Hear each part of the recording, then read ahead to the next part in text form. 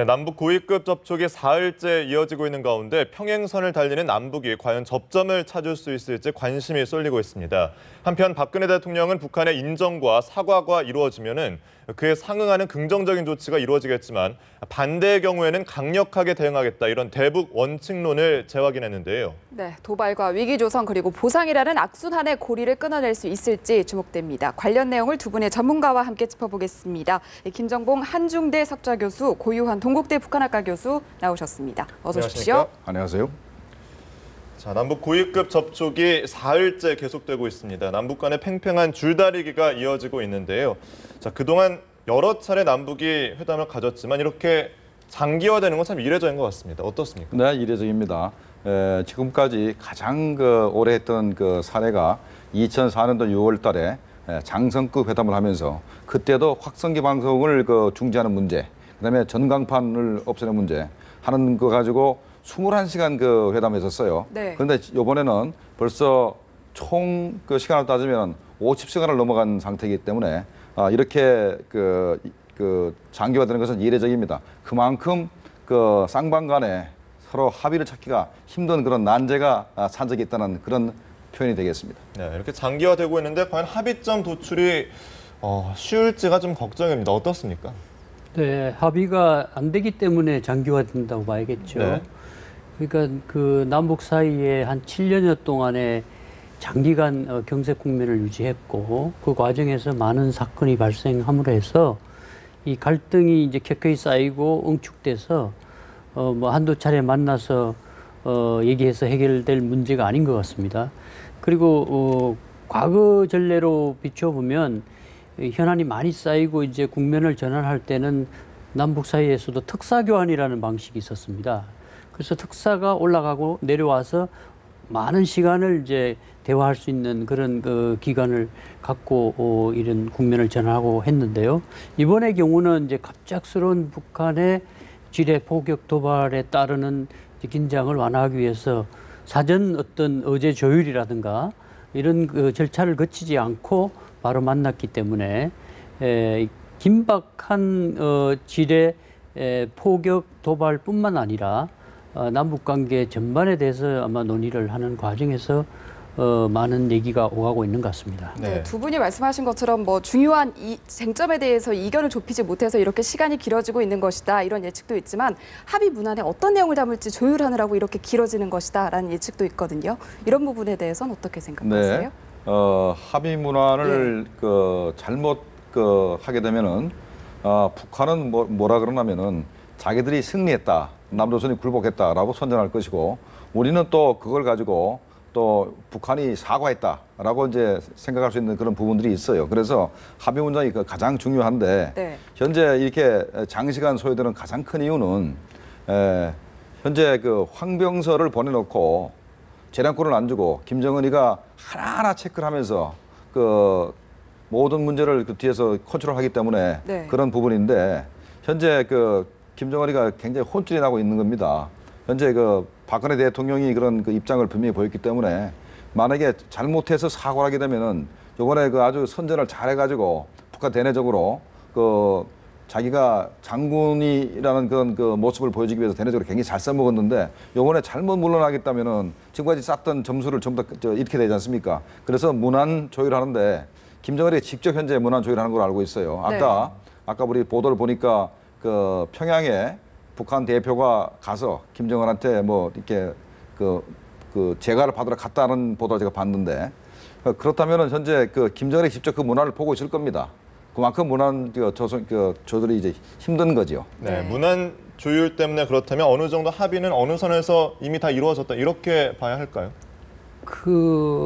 가장 중요한 포격 도발 또는 앞에 있었던 지뢰 도발에 대해서 시인하는 문제와 관련해서 아직도 제가 볼 때는 적절한 용어를 찾지 못했는 거 아닌가 하는 생각이 듭니다. 그러니까 시인이 전제돼야 인정을 해야 이제 사과를 하게 되고 재발 방지 약속을 하게 되는 거 아니겠습니까? 그래서 그런 부분에서 북한이 줄곧 주장해 왔던 대로 자기들이 하지 않았다고 했지 않습니까? 네. 남측이 날조한 것이다 이런 식으로 이제 그동안 줄곧 주장을 해왔기 때문에 그 기존의 입장을 대내외에 다 천명을 해놓은 상황에서 자기들이 했다고 시인할 수가 없는 상황일 겁니다. 아마 내부적으로는. 네.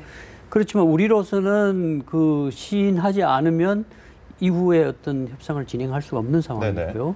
그래서 그 부분에서 이제 적절한 어떤 용어를 찾아서 우리가 볼 때는 북이 시인한 것처럼 보이는 그 내용이 되겠고, 북도 어느 정도는 뭐 아주 노골적으로 시인한 건 아닌 형태로, 이게 이제 외교 협상에서 모호성에 대한 합의, 어떤 이 전격적인 협의가 안 될 때는 적절한 중간 형태의 용어를 선택해서 서로가 다소 유리하게 해석할 수 있는 네. 여지를 갖고 이제 용어를 만들어서 문안으로 작업할 수가 있는데요.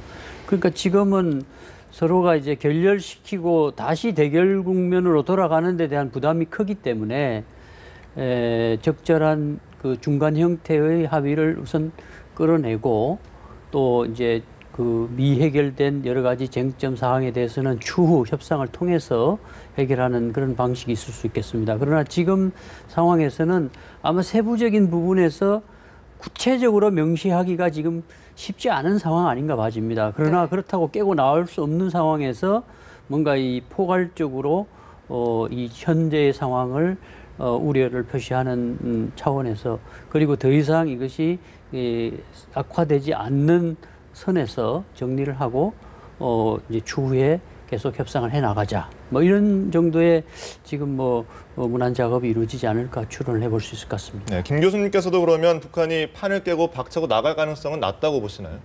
네, 지금 김정은이가 고심하고 있는 것 같습니다. 그러니까 그 유일 독재 체제이기 때문에 자기가 독재 권력을 휘두를 때는 좋았는데 이제는 책임도 지금 다 자기가 지금 지게 생겼어요. 네. 그래서 황병서는 전혀 권한이 없고 모든 걸 자기가 컨트롤했기 때문에 나중에 이게 문제가 돼도 황병서를 제거할 수도 없고 아주 난감한 입장에 빠졌거든요. 그리고 이제 지금 현재 자리를 박차고 나갈 가능성도 아직 남아 있습니다. 그러니까 지금 마지막 순간에 그 황병서가 가져온 그 문장에 대해서 김정은이가 난 사과를 도저히 못하겠다. 나가면은 이 자리를 박차가 나가게 되고, 그다음에 점점 더 긴장을 고조시켜 가지고 다시 한번 우리의 그 양보를 얻는 그런 또 도발을 할 가능성이 남아 있기 때문에 그 회담 결과는 조금 더 지켜봐야 될 것 같습니다.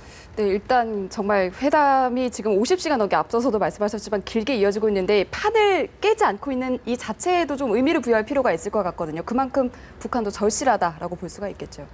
바로 그 부분입니다.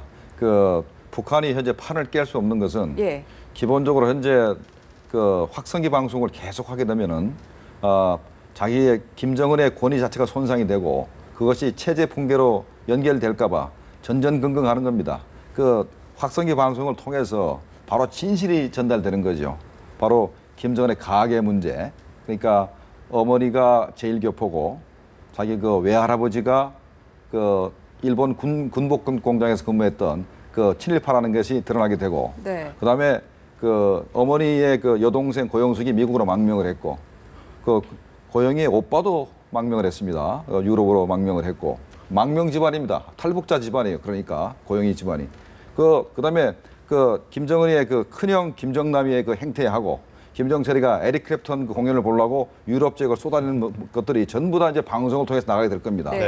그런 것들이 전부 다 방송이 되게 된다면은 김정은의 체제 유지가 힘들게 되죠. 그러니까 현재 어떻게 해서라도 뭐 약간의 자기네가 그 사과를 조금 하는 수준에서라도 어떻게 해서라도 협상을 해가지고 우리 그 대북 그 확성기 방송을 중지시키려고 하기 때문에 이 회담의 끈을 놓을 수가 없는 거죠. 네, 김정은 입장에서는 이런 부분이 부담스럽겠지만 또 황병서 입장에서는 아무래도 이 김정은의 큰 신임을 받고 있는 상황이잖아요. 그런데 이번에 김정은이 관철시키고자 하는 부분을 관철시키지 못하고 간다면 이런 신임들이 한순간에 물거품이 될 수 있다는 걸 너무나 잘 알지 않을까라는 생각이 드는데 이런 부분도 부담으로 작용하고 있을까요? 사실은 이번 판은 북한이 만든 판이죠. 그러니까 이제 국제사회가 핵실험 이후에 이제 강화된 제재와 압력으로 지속적으로 나가고 있고, 또 한미는 이제 기다리는 전략과 전략적 인내로 더 이상 뭐 협상을 할 의지가 없는 그런 상황이고요. 그래서 북한이 사실은 이제 저강도 도발을 해서 벼랑끝 위기 전술을 이제 펴고 그래서 협상 국면으로 전환시켜 놓은 것이거든요. 그러니까 그런 데서 자기들이 판을 깨고 나갈 수가 없는 거죠. 그러니까 충격을 줘서 뭔가 국면을 전환하려고 판을 만든 것은 북측이거든요, 사실은. 네. 그래서 이제 북 입장에서는 남북 관계를 풀지 않으면 대외 관계 확장이 어렵다고 보는 거죠. 그래서 어떻게 보면 그 큰 디자인을 갖고 지금 시작한 판이기 때문에 쉽게 지금 깨지 않고 이 3일 동안 지루한 협상을 하고 있는 거죠. 만약에 이번에 판이 깨지면 남북 관계도 이거보다 훨씬 더 이제 긴장이 고정되면서 갈등 국면으로 갈 것이고요. 그리고 이제 북한이 원하는 그 대외관계 확장 부분은 뭐 물 건너갈 수밖에 없고, 네.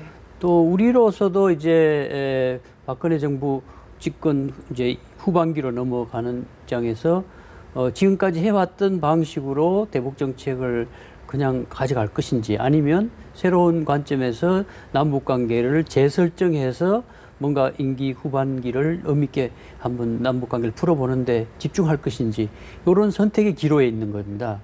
그러니까 이제 이게 단순히 지뢰 도발 또는 포격 도발 대북 확성기 방송에 한정되는 협상이 아니고 네네. 남북 관계 전반에 대해서 지금 복원과 재설정에 관련된 부분이기 때문에 조금 더 큰 틀의 협상이 이루어지는데 그 첫 관문에서 이제 그 지뢰 도발에 대한 시인 인정과 인정 사과, 네. 부분에서 아마 네. 걸려 있는 것 같아요. 거기서 적절한 외교적 수사를 잘 찾아서 넘어간다면 나머지 부분은 어느 정도 추후 회담으로 넘길 수도 있기 때문에 가능할 것 같습니다. 네, 또 그런가 하면 내일이 북한의 이 선군절이라고 하는데 이 선군절과 연관시켜서 내일 뭔가 합의가 이루어질 가능성 이 부분에 대해서는 어떻게 보시나요? 뭐 선군절이 뭐 중요하긴 합니다만은 이 남북 관계하고는 선군절하고는 사실 별 상관이 없습니다. 이 선군절이라는 것이 원래 95년도 1월 1일 날 김정일이가 다박솔 초소를 방문해서 그래서 선군절을 시작했는데 나중에 그걸 소급해서 64년도에 그 김정일이가 뭐 105 탱크 사단을 방문하는 걸 선군절로 삼는다라고 해서 선군절이 이제 저 몇십 년 앞으로 갔어요. 네네. 네. 앞으로 갔습니다. 그 선군절인데 이게 북한 뭐 선군 정치를 하니까 선군절이 뭐 중요하지 않을 수는 없습니다만은 이 선군절을 뭐 핑계를 대거나 이것 때문에 그 고위급 회담이 뭐 더 이렇게 더 진전되고 또 아니면 거기에 장애가 조성되고 할 가능성은 별로 없다고 생각이 됩니다. 네, 네. 그런가 하면 이번 고위급 회담의 원인이자 이유기도 한 뭐 북한의 지뢰 도발이라든지 이런 부분들이 박근혜 대통령이 전승절에 참석하는 것에 대해서 조금 못마땅하게 생각해서 그런 것이다라는 일본 내에 있는 북한 전문가가 이렇게 얘기를 했다고 하거든요. 여기에 대해서 어떤 의견 갖고 계세요? 그건 이제 일본에서 봤을 때 한국과 중국 관계가 좋아지는 데 대해서 사실은 어떻게 보면 배가 아파서 하는 소리이지 그게 뭐 적절한 분석이라고 보기는 어려울 것 같습니다. 네. 뭐 어쨌든 뭐 북한 입장에서 볼 때에 그렇게 반가운 소식은 아니겠죠.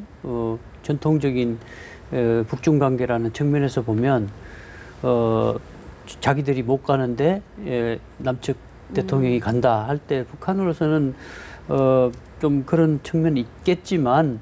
그러나 이제 그 변수 때문에 지금과 같은 도발을 벌였다는 분석은 적절하게 본 것 같지는 않습니다. 네, 적절하지 않다고 얘기하셨는데 교수님께서 덧붙일 의견이 있으신가요? 맞습니다. 이거 예. 일본 내에서 나온 얘기이기 때문에 적절한 표현은 아닙니다만 네. 그만큼 현재 우리 대통령의 중국 전승절 참석에 대해서 북한이 굉장히 신경을 많이 쓰는 건 사실입니다.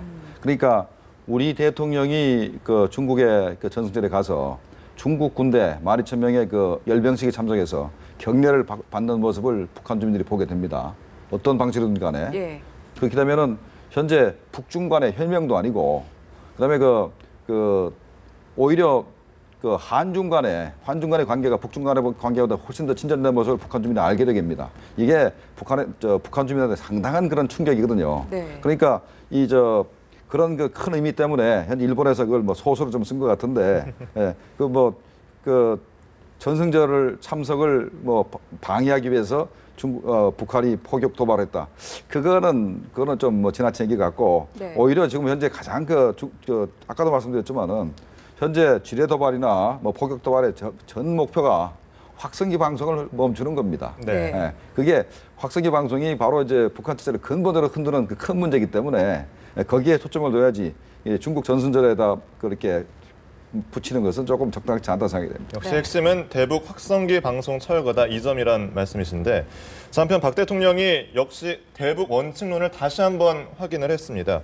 결국 박근혜 정부 들어서 강경한 대북 기조가 지금의 이 협상 테이블까지 이끌었다는 평가도 받고 있는데 앞으로의 기조는 어떻게 될까요? 앞서도 말씀드린 대로 지금 집권 전반기에는 많은 그 통일 대박론이라든가 작은 통로론이라든가 이 접촉을 통한 변화와 관련되는 뭐 작은 발걸음 정책과 관련되는 여러 이제 담론과 정책들은 많이 제시가 됐습니다. 그렇지만 그 우리가 아무리 많은 정책을 내고 또 많은 메뉴를 개발해서 제시한다 하더라도 북측이 그게 호응하지 않고 또 받아먹지 않으면 그게 이 상호성이 있는 것이라 이행이 안 되는 것이거든요. 그러니까 그동안은 신뢰 프로세스라든가 동북아 평화 협력 구상 이런 것들이 이 프로세스라는 과정의 수준과 구상의 수준에서 하나의 이제 실천 과정으로서의 그 행동이라든가 어떤 성과로서 나타나야 되는데 지금까지는 어쨌든 북한 변수에 막혀서 네. 큰 진전을 보지 못하고 있는 상황이죠. 그러니까 지금 이번 협상에서도 그런 관점에서도 볼 필요가 있다는 그것이 이제 아까 말씀드린 내용인데요. 그래서 어쨌든 이게 이중의 분기점이다. 그러니까 남북 관계가 전반적으로 7년여 동안 경색 국면에서 이제 새로운 국면으로 대화 국면으로 이게 전환되느냐 하는 그런 그 분기점이 이번 협상에 걸려 있고요. 그리고 이제 박근혜 정부도 이제 집권 후반부의 대북 정책을 어떻게 가져가느냐 네. 이 협상 결과에 따라서 크게 달라질 것입니다. 그래서 지금은 어떻게 갈 것이라고 단정하기가 어려운 정도이죠. 그러니까 지금 그래서 이제 주장하는 것이 원칙론이죠. 네. 원칙은 그냥 기존의 기조를 유지하고 북이 호응해올 때까지 그냥 기다린다는 것이거든요. 그런데 이제 앞으로는 어떻게 보면 이제 기다리는 전략이 이 북한의 압력을 가중시키고 뭐 변화를 유도해내고 그러는 측면도 있을 수 있지만 또 다른 한편으로는 북한의 핵 능력이라든가 미사일 능력이 고도화되는 문제가 있습니다. 네. 그러니까 그것을 그대로 계속 방치하면서 이 시간을 보낸다는 것도 문제가 될 수 있는 것이거든요. 그래서 결국은 이제 향후의 대북 정책은 적극적 개입. 그러니까 일종의 이제 포용의 일종이지만 개입적 성격을 갖는 포용을 해야 된다는 것이죠. 그러니까 이제는 좀 더 기다리면서 변화를 유도하는 차원을 넘어서 네네. 개입을 통해서 변화할 수 있도록 이렇게 어떻게 보면 이제 북한 정권이 김정은 정권이 그 수령 체제라고 하는 그 시스템에 의해서 3대 세습까지 왔고 어느 정도 지금 이제 4년 차를 맞아서 공고화되는 것처럼 보이지만 내용적으로 보면 수령 체제의 수령에 지금 빠져 있을 수 있어요. 그래서 이제 외부 세계가 이 수령에 빠진 그 수령 체제에 빠진 그 북한을 국제사회의 일원을 끄집어내느냐 아니면 수령에 빠진 그 북한을 그대로 더 빠지게 만드느냐 이런 이제 선택의 기로 있는 것 같거든요. 네. 그러니까 아마 북한의 이제 실세 두 사람과 우리 담당 그 책임자들이 모여서 남북 관계 전반을 논의하고 아주 오랜 시간 동안 이렇게 하는 것도 북도 뭔가 지금은 전기를 마련해야 하는 시점이고 우리도 뭔가 전기를 마련해야 된다는 그런 강한 그런 그 욕구가 있는 거죠. 네. 그래서 아직은 더 지켜봐야 되지만 그런 것들이 지금 판을 깨고 과거 같으면 아마 깨고 나갔겠지만 네네. 지금 깨지 못하고 계속 협상을 하고 있는 것 같습니다. 네, 이 말씀하신 중요한 전기를 마련해야 할 이 회담이 진행되고 있는 가운데서도 북한은 군사적 긴장감을 계속해서 높여가고 있는 상황이거든요. 네. 대화는 하면서도 뒤에서는 군사적 긴장감을 높이는 이중적인 태도는 우리가 어떻게 풀어봐야 될까요? 자, 기본적으로 이제 예. 북한은 처음부터 이번 이 회담에 응하면서 목함 도발을 지뢰 도발을 하거나 예. 아니면 뭐 포격 도발할 때부터 전면전이나 국지전을 할 생각이 전혀 없었어요. 지금 현재 그러면 최근 들어서 왜 이렇게 3대 그 침투 전력, 핵심 뭐 잠수함이라든가 공기 보양정이라든가 그다음에 뭐 포병 전력을 뭐 2배로 증강시켜 가지고 우리를 압박하면은 이게 전부 다 회담에서 자기네가 어떻게 하면 사과 안 해보고 우리를 이제 우리가 원칙을 무너뜨려 가지고 압박하는 건가요? 압박을 하는 게 이제 하나 있고 하나 있고 그다음에 또 황병서가 이제 회담하는데 유리한 입장에 위리한 입장에 설 수 있도록 응원하는 거죠. 응원전입니다. 또 우리도 이제 북한의 그런 압박에 대해서 우리 군의 방비를 튼튼히 하고 예. 그다음에 한미 동맹에 의거해서 미국의 전략 자산을 또 우리 국내에다 전개시키고 하는 것이 전부 다 서로 황병서도 응원하고 우리 김관진 실장도 응원하고 해서 서로 이제 기싸움하는 그 과정에 있는 겁니다. 네, 압박과 기싸움이다 이렇게 보셨는데 우리 정부는 별로 이에 말려드는 것 같지는 않습니다. 맞습니다. 이제 우리 정부가 북한이 현재 그렇게 압박을 해도 의연히 대처한다는 표시가 난 것이 바로 오늘 박 대통령께서 도발의 악순환 고리를 끊겠다라고 명백히 한 건데 네. 그것은 두 가지 의미가 있습니다. 하나는 우리 김관진 실장이 원칙을 고수하라는 그런 메시지를 명백히 주는 것이고 두 번째는 뭐냐면 김정은한테 우리는 절대로 당신들이 우리 목함지뢰 사건부터 해서 지난 과거에 도발했던 것에 대해서 사과하고 재발 방지 약속하지 않으면 우리가 당신들과 어떤 합의도 할 수 없다라는 건 명백히 못을 박은 것입니다. 네. 네. 사실상 뭐 시간이 중요하지 않고 뭐 내용이 중요한 건데 회담이 언제까지 좀 계속될까요? 그건 알 수가 예. 없죠. 예. 근데 이제 뭐 빠른 합의를 끌어내서 과거 전례 보면 곧바로 사문화되는 예. 전례가 많았기 때문에 이번의 경우는 이 회담의 형태도 좀 다르고 네. 또 결과도 좀 다르지 않을까 하는 생각도 해봅니다. 네. 그러니까 양측의 해당 부분에서 최고 책임자들이 모여서 많은 시간을 가지고 얘기하는 것 자체만으로도 큰 의미가 있을 겁니다. 예. 그리고 또 우리도 이제 대통령이나 저쪽에는 이제 김정은 제1비서 이런 뒤에 이제 최고 책임자도 그 내용을 다 모니터링하고 있거든요. 예. 그러니까 그동안 이제 쌓여온 남북 사이에 이 갈등의 핵심이 뭔지 또 서로 오해하는 부분도 있을 거고 네. 또 이 불신이 뭔지 이런 것들을 확인하는 절차가 있기 때문에 뭐 조금 늦어진다 하더라도 네. 제대로 된 합의가 만들어지면 의미가 있겠습니다. 알겠습니다. 자, 4일째 지금 남북 간 접촉이 이어지고 있는데요. 앞으로 어떤 결과가 나올지 지켜보도록 하겠습니다. 오늘 두 분 말씀은 여기까지 듣겠습니다. 고맙습니다. 고맙습니다. 네.